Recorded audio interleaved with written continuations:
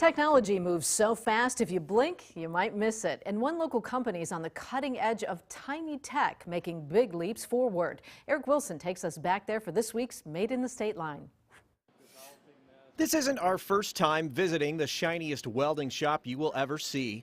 In those couple of years since our last stop at Superior Joining Technologies in McChesney Park, that tech has advanced dramatically. This has taken us in a different direction. If you didn't know this machine was operating, you'd have no clue. It's so quiet. Just layer by layer, it's fusing.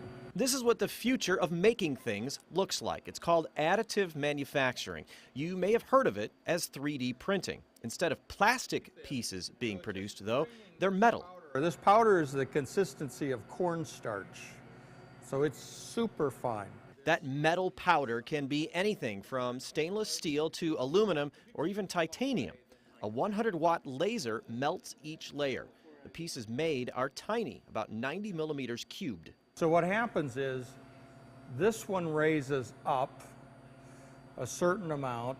There's a scraper, you can see, a scraper comes across and scrapes a specific amount, a thickness of a layer of material onto that space, that 90 by 90 millimeter space, and then the laser fuses those particles together. Here's one example. We printed that in one piece. Here's another. Looks like a chess piece, and the detail is so small it's hard to see, even with the piece split in half. We're going to set this up. He has an optical inspection system. It takes some special equipment to show the detail.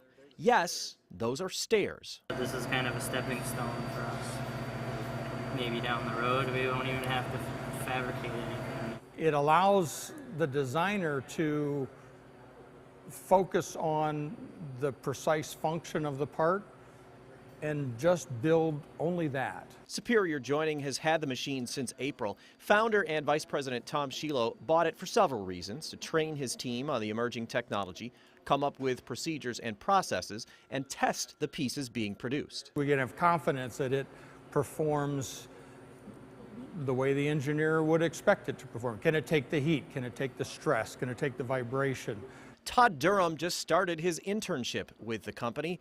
The NIU engineering students' focus all summer will be this machine. We don't have a metal one like this at NIU, so it's really great being able to make functional parts rather than just a nice prototype or something. So it's a really great experience, and I'm really excited for it. Tom says he's having conversations with local companies about applications for the additive manufacturing. Long term, he thinks it may grow into another business entity of its own.